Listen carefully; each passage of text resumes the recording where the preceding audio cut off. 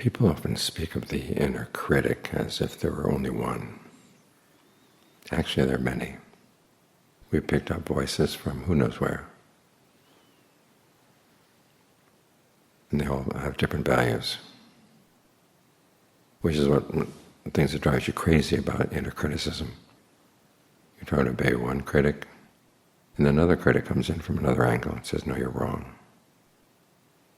You feel like you can't win. And a large part of the practice is learning how to pare down those critics. Find one you can rely on.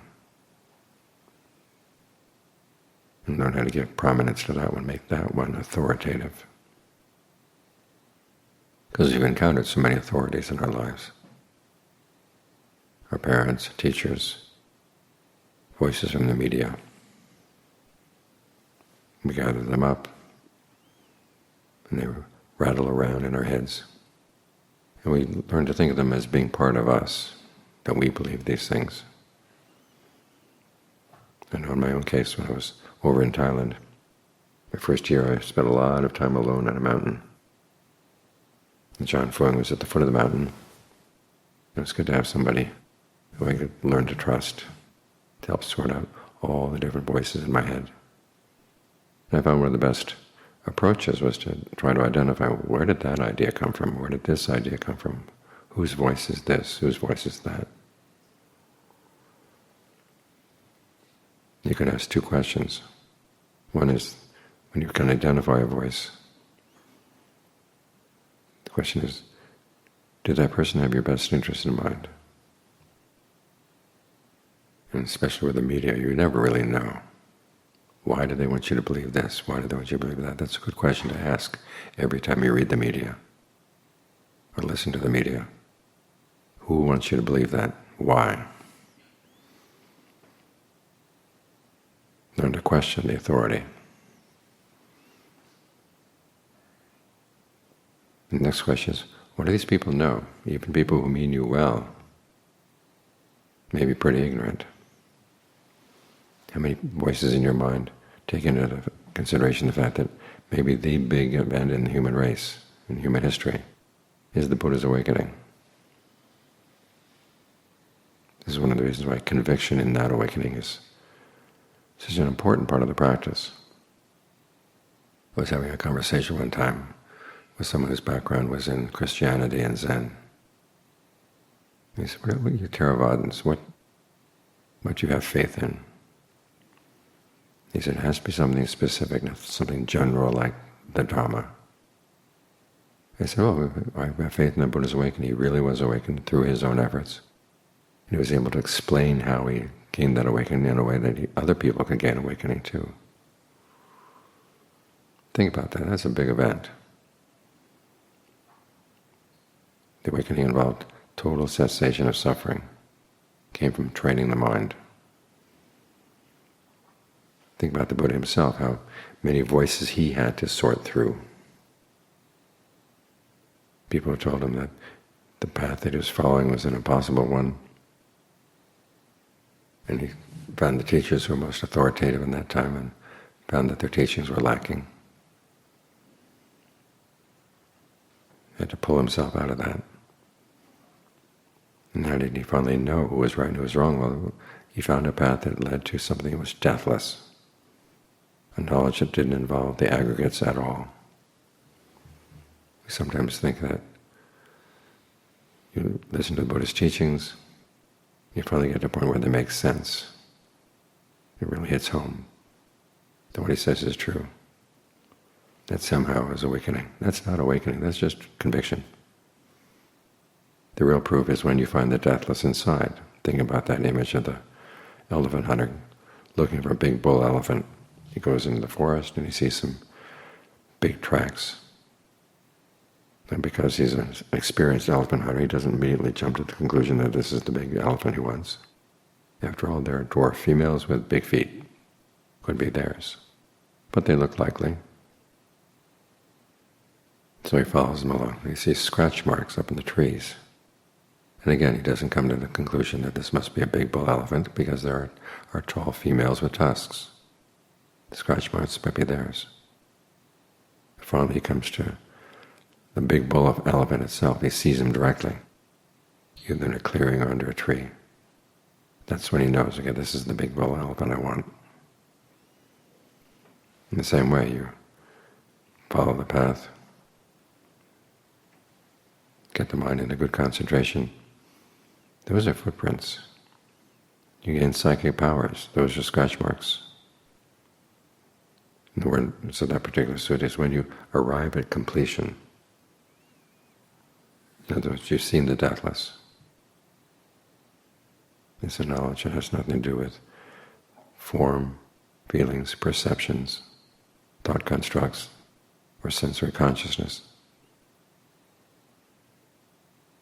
That's when you know you found something really genuine. Up until that point, you're going on conviction. But think about it. Isn't that a good measuring stick for how to sort through the voices in your mind? Which ones know about the possibility of the deathless? Which ones know about how you can train yourself to do all the things that are required by the path? The voices that are aware of that, take that into consideration. Those are the ones you want to have take authority in your mind. As for the other ones, you can question them from their perspective. What happiness do they propose? What duties do they propose? The media like to tell us that we have to be responsible citizens and pay attention to what the media have to say. Basically telling us that we have to be indoctrinated, and it's our duty to be indoctrinated. Why do we let them have sway over our minds? Because what they're telling us is the important things in the world are things that other people are doing someplace else. Whereas the Buddha's message is the important things in the world are what you're doing right now. That's the message that gives you power. The message of the media makes you powerless, makes you feel inadequate. And why are you duty-bound to have that indoctrination? You're going to adopt views that you're going to take as working hypotheses. Try the Four Noble Truths and the duties they give you. Instead of being duty-bound to keep in touch with the news, you're duty-bound to comprehend your suffering, to see that suffering is in the clinging, to abandon the cause, to realize cessation, in which to develop dispassion for the causes of suffering. And then you do that by developing the path. Those are duties with your best interests in mind. They're duties that tell you that you have the power in your hands to make a difference in your life, a really big difference. Those are the voices you want to listen to. Those are the ones who should have authority inside. So sort through your voices. When an idea comes in your mind, where did it come from? The Buddha calls this guarding the truth. Just where did you get the idea, and why would you still believe it? The basis of reason, the basis of obligation. The mind has so many ways of making itself obligated to do unskillful things. Learn how to see through those false obligations.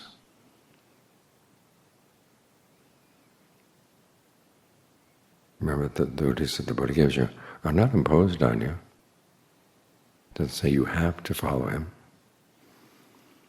But he says, but if you do follow these duties, they'll lead to the ultimate happiness.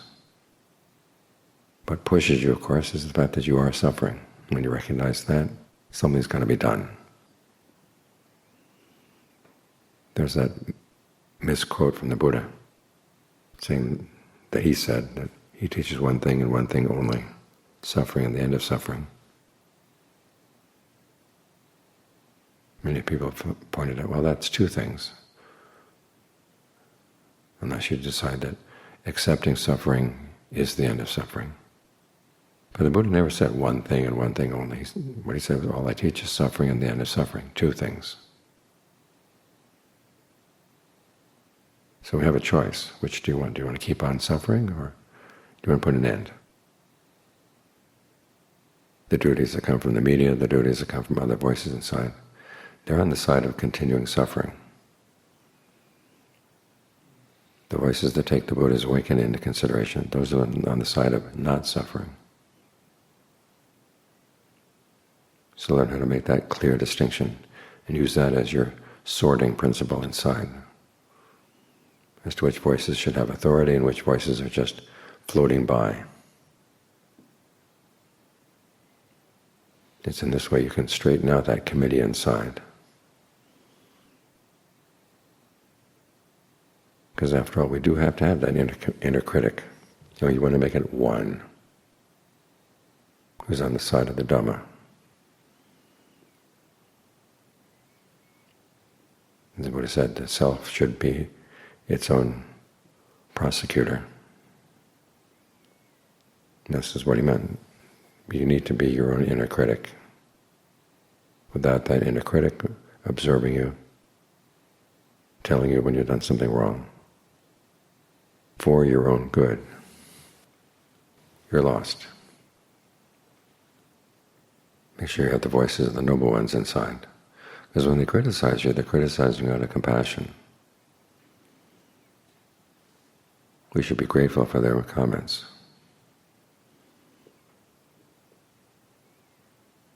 Those are the people who should have authority inside. You have to learn how to trust them. They really do mean you well, and they really do know what they're talking about. You won't know that, of course, until you find the direct experience of the bull elephant.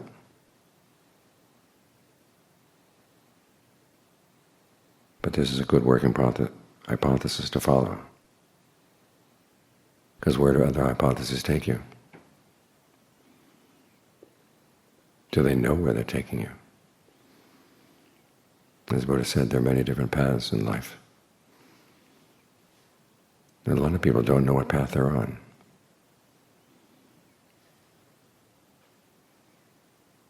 Some of them go to some pretty bad places. They may not look bad themselves, but they take you down. Other paths take you up.